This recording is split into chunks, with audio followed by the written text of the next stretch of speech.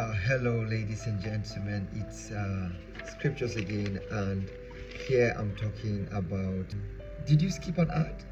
Oh, let me drink water if you did. Yeah. Okay. Today I'm going to speak to the performing artists. I'm going to be speaking to performing ministers. I'm going to be speaking to people that have something to do on stage. If you have something to do on the altar, if you have something to do on stage, I'm going to speak to you about 5 things to note as a creative on stage or on the altar. As some of you will say, oh, I don't perform on stage, or I don't minister on stage, I minister on the altar. If you are on the altar or you are on stage, this video is for you. So just give me your attention and we are going to go somewhere with this. Okay, now here are 5 things you need to know as a creative or as a minister on the altar. First of all, we have to look at your looks, how you look on the altar. God look at the inward appearance, while men look at the outward appearance. But we have to understand that the world we exist in, or the world we do business in, or the world we transact in, is the world of men. And we have to also understand that those people you are going to minister to, or talk to, or preach to, or sing to, or perform to are humans. And what they will do first is that they have to judge you from your outward appearance. They have to look at the way you dress. They have to look at the way you smell. They have to look at the way you look, your shoes, your trousers, and you have to give them that. So the first thing we are going to look at is your looks, the way you appear, the way you dress.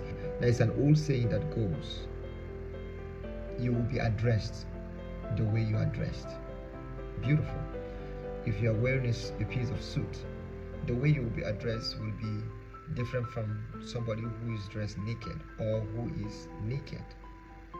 That's sad, right? So the way you are dressed, you don't expect me to accord you the same respect I accord somebody on a piece of suit, or maybe on native, or and you don't expect me to give the same respect I give to that person to somebody dressing naked. If I see somebody in a piece of suit, I will be like, good evening, sir, how you doing? You fine? Yeah, good. And the person asks me questions, I try to respond accordingly.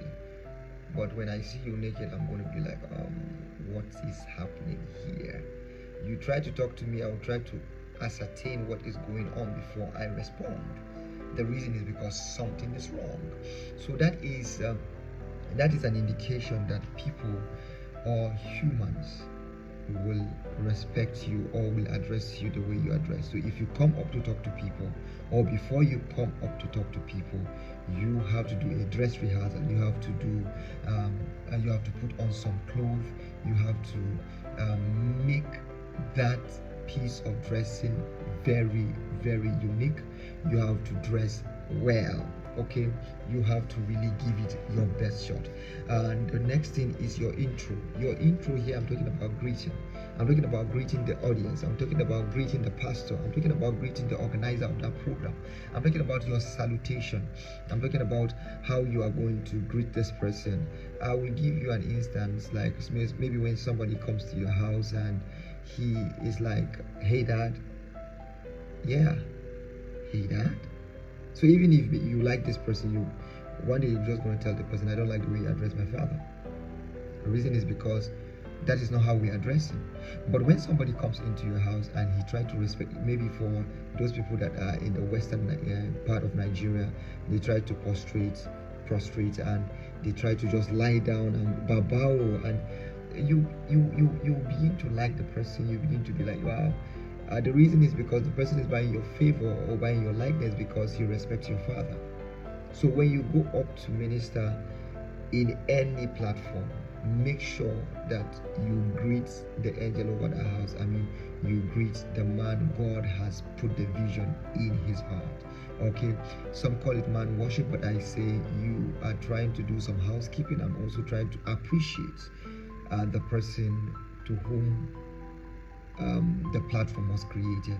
You can say, ladies and gentlemen, my name is this and that and that and that. Before you know it, I'll be like, I want to thank God for this opportunity. I also thank the man of God in the presence of so person for making this available, and I appreciate God for using you to make this happen for me. So you are appreciating God, and at the same time acknowledging that He actually used men to give you a platform. He actually used men to make your dreams come true. Wherever you are, you have to understand that God uses men to reach out to you. All right.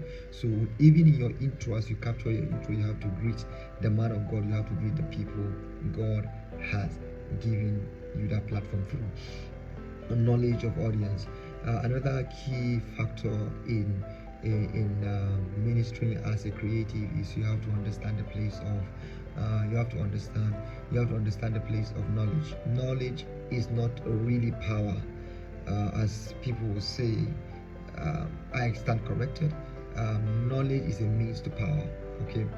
When you enter a place, or before you go to minister in the stage or on a stage, you have to have a knowledge of the people you are going to perform to, or minister to, or preach to, or sing to.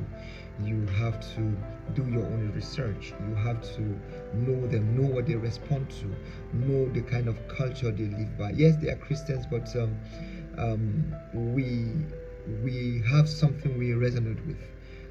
You cannot just come to a Yoruba speaking church and start speaking French.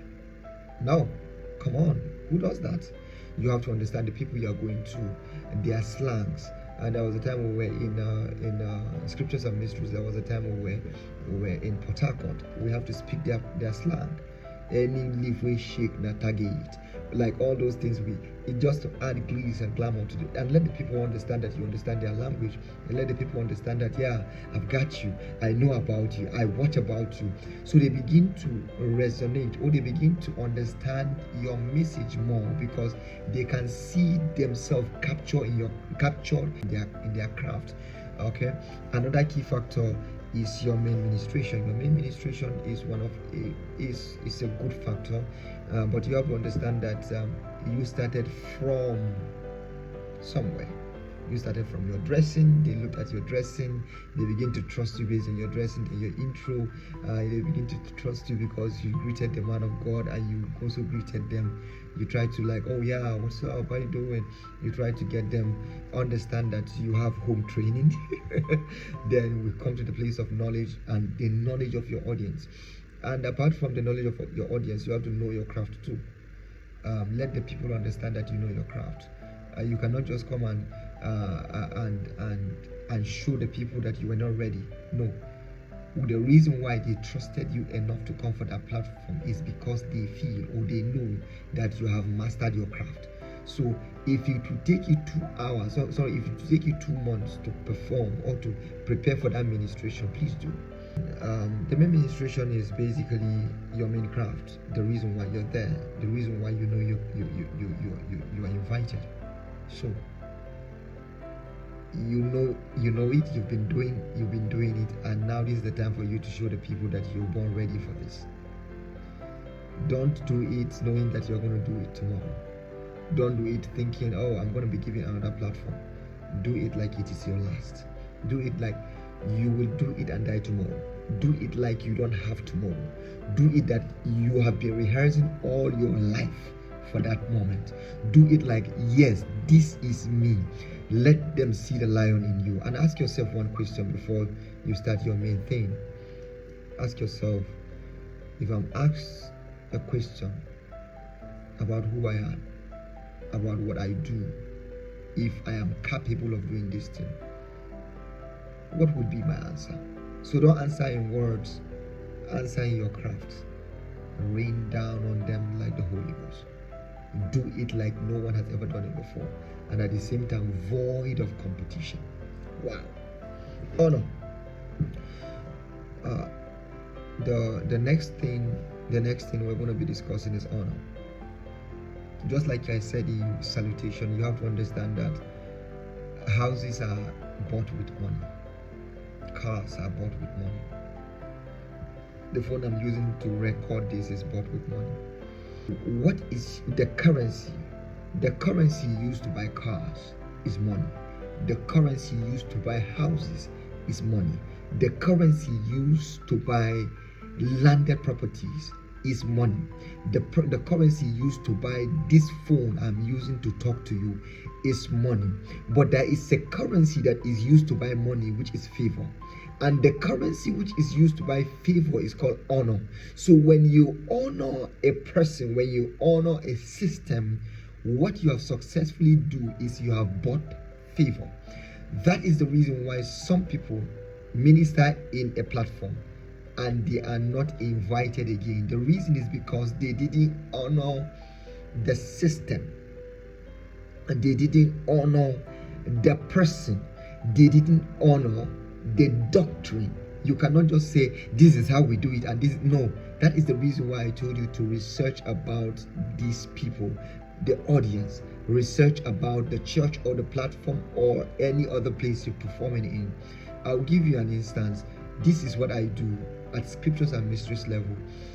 When we are invited to a program, apart from me doing my research about the man of God, and the people, his doctrines, his belief, I have to go to the place of his spiritual father, who he believes in, his mentors. I have to also go for a little further to know his spiritual father's father, so that I will know the principles he drives by. And at the same time, I download 4 of his messages and listen to them. No matter how long, I download 4 of his messages and listen to them. So when we do that, we begin to understand the principles of a person. When you listen to a person for 2 hours, you begin to know some of the principles he lives by. So you cannot listen to a man of God's message for over 6 hours and not understand the principles he lives by. Ladies and gentlemen, we have come to the end of this lecture, and I'm going to see you in another one. I want you to leave a follow for me if you find value in this, and I want you also to leave a like for me if you find value. And I also want you to ask me questions and interact with this content as I understand or as I know what is it that you want me to answer. Feel free to ask me questions in the comment section, and feel free also to reach out to me on the numbers on your screen. And I want you also to know that I have a school of the creative where I lecture people on technology on YouTube. I lecture people on different things, and I also lecture people on this particular lecture I'm having with you. So please endeavor to reach out to me on WhatsApp with these numbers. Thank you very much. God bless you. See you soon.